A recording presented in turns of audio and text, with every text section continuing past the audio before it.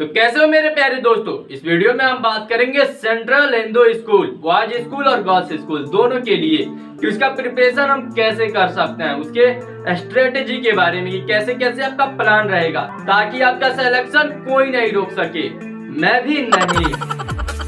तो बात हमें यहाँ पे सीएचएस की रणनीति के बारे में करना है कि सीएचएस में सिलेक्शन कैसे पाना है। और आपके पास तो एक लिमिटेड सिलेबस है, तो आप मतलब एकदम अच्छे से पढ़ सकते हो, एकदम अच्छे से तैयारी कर सकते हो और विश्वास रखो आपका सिलेक्शन कोई नहीं रोक सकता है। तो चलिए बात करते हैं हम अपने मुद्दे की कि सीएचएस का प्रिपरेशन कैसे करें। तो हमारा जो पहला स्ट्रेटेजी है वो है हमारा सिलेबस।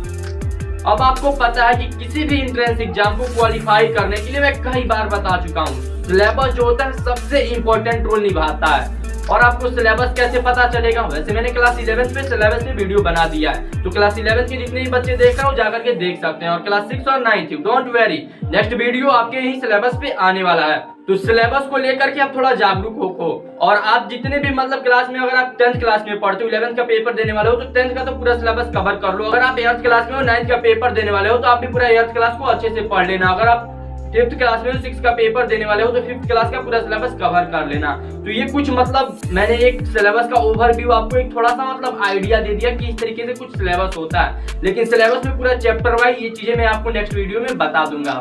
स्ट्रेटेजी नंबर 2 हमारा है प्रीवियस ईयर, क्योंकि आपको पता है जो प्रीवियस ईयर होता है वो काफी एक अहम रोल निभाता है। क्योंकि अगर आप प्रीवियस ईयर को सॉल्व करोगे तो आप एक एनालिसिस जब करोगे प्रीवियस ईयर का तो आपको एक आइडिया लगने लगेगा कि वो इस तरीके का ज्यादा क्वेश्चन आता है, इस चैप्टर से ज्यादा क्वेश्चन उठाता है, एमसीक्यू में किस किस तरीके से ज्यादा क्वेश्चन आ सकता है, किस तरीके से क्वेश्चन बन सकता है। अब जैसे क्लास 5th में क्या होता है, जैसे बच्चों को कुछ नहीं, एमसीक्यू तो जानते ही नहीं है सब बच्चे, उन्हें क्या कराया जाता है, क्वेश्चन आंसर लिखवा दिया जाएगा, what is nutrition, what is carbohydrate. अब उसका ये सब मतलब इस तरीके से बच्चे पढ़ते हैं। अब क्लास 11 के जो बच्चे हैं थोड़ा मैच्योर हो चुके हैं, उनको पता है एमसीक्यू कैसे सॉल्व करना है, लेकिन क्लास 9 के भी बच्चों को, बहुत सारे बच्चों को पता होता है। तो आप कोशिश करना ज्यादा से ज्यादा एमसीक्यू को सॉल्व करने के लिए। और रहा बात प्रीवियस ईयर का, तो अगर आपको नहीं पता है कि प्रीवियस ईयर कैसे डाउनलोड किया जाता है, तो अगर आपको प्रीवियस ईयर चाहिए तो आप मेरे टेलीग्राम से जुड़ सकते हो, मैं नीचे डिस्क्रिप्शन में लिंक दे दूंगा, तो वहां से आप मुझे प्रीवियस ईयर मांग सकते हो, मैं आपको वहां से प्रीवियस ईयर प्रोवाइड करा दूंगा।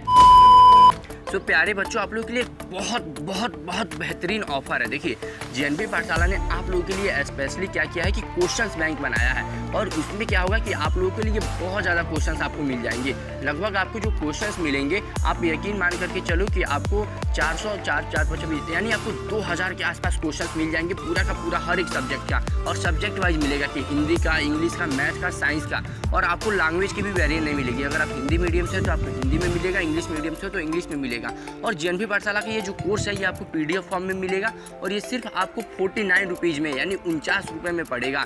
तो आप नीचे डिस्क्रिप्शन में मैंने लिंक दे दिया है, अब जाकर के वहाँ से डायरेक्ट उसको परचेज कर सकते हो। और परचेज करने के बाद से कुछ देर का वेट करना, आपको उसका पीडीएफ मिल जाएगा। और बाई चांस मान लीजिए कि कई बार क्या होता है कि वेबसाइट वगैरह थोड़ा प्रॉपर तरीके से काम ना करे, किसी को पीडीएफ नहीं भी मिलता है, तो आप बिल्कुल भी चिंता मत कीजिएगा, मेरे पास नोटिफिकेशन आ जाता है अगर आप कोर्स परचेज करते हो, तो मैं उसको ऐड कर दूंगा आपको कोर्स में। और नहीं तो आप चाहो तो मुझे कांटेक्ट भी कर सकते हो, यहाँ पे मेरा ईमेल वगैरह है। Strategy number 3 MCQ question plus similar examination.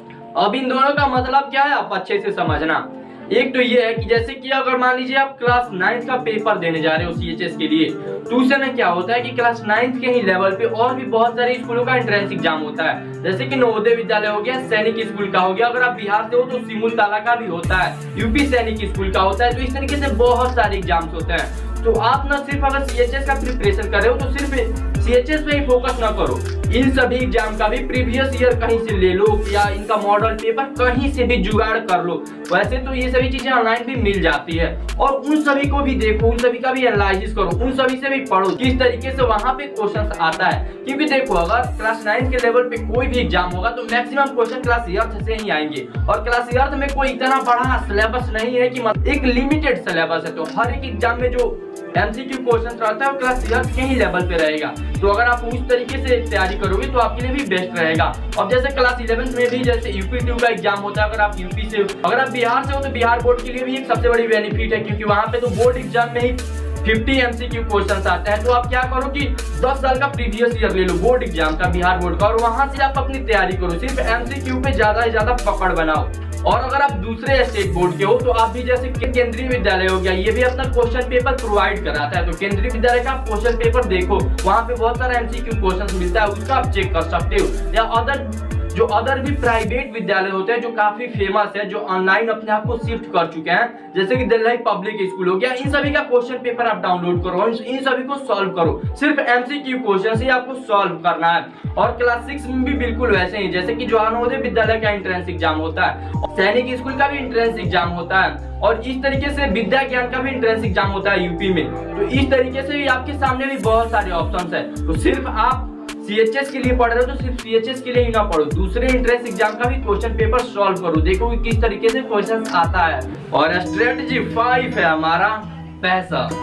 आपको CHS के लिए खुद के अंदर आग लाना पड़ेगा, क्योंकि CHS में कंपटीशन काफी ज्यादा टफ होता है। तो जब तक आपके अंदर मोटिवेशन नहीं रहेगा, आप उसके लिए पैसिनेटेड नहीं रहोगे, तब तक आपका दिल चाहेगा नहीं ज्यादा पढ़ने के लिए, और आप पढ़ोगे नहीं तो फिर आपके फेलियर के चांसेस बनने लगेंगे। और आप ज्यादा से ज्यादा हार्डवर्क करोगे, जब ज्यादा से ज्यादा मेहनत करोगे, दिमाग पे जब ज्यादा से ज्यादा प्रेशर डालोगे, तो आप ज्यादा से ज्यादा पढ़ पाओगे और ज्यादा से ज्यादा चीजें अचीव कर पाओगे, ज्यादा से ज्यादा एक्स्ट्रा मार्क ला पाओगे, ताकि आपका सिलेक्शन एकदम कंफर्म हो जाएगा। तो इसीलिए खुद को पैसिनेटेड बनाओ, खुद को मोटिवेटेड करो। CHS से रिलेटेड कोई भी परेशानी हो, कोई भी क्वेश्चन पूछना हो, तो सीधे मेरे इंस्टाग्राम पे यहाँ पे आकर के आप JNB पाठशाला से पूछ सकते हैं, या मेरे टेलीग्राम पे भी पूछ सकते हैं, और या तो नीचे कमेंट करके भी पूछना, और वीडियो को लाइक कर दो और चैनल को आज से सब्सक्राइब कर लो, क्योंकि आज से आपका ड्रीम ही मेरा भी ड्रीम है। तो फिर मिलते हैं अगले वीडियो में, तब तक के लिए जय हिंद।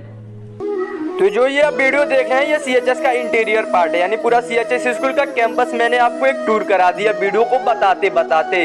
तो इसलिए मैंने आपको ये किया था कि आप थोड़ा सा मोटिवेटेड हो सको, आप देख सको कि वहाँ पे माहौल कैसा रहता है, वहाँ का हॉस्टल कैसा है, स्कूल कैंपस कैसा है, जो आपको क्या अट्रैक्ट कर सके और आपको थोड़ा ज़्यादा मोटिवेट कर सके। क्योंकि लास्ट स्टेप में मैंने बताया था कि पैसा आना चाहिए, आपके अंदर मोटिवेशन होना चाहिए। तो इसलिए मैंने ये सभी चीज़ें आपको दिखाया कि ताकि थोड़ा आप मोटिवेटेड हो सको, आपको थोड़ा पढ़ने का मन करे, यहाँ पे जाने का मन करे, और आप थोड़ा ज़्यादा पढ़ सको, ताकि आपके सिलेक्शन के चांसेस बहुत ज़्यादा हो जाए।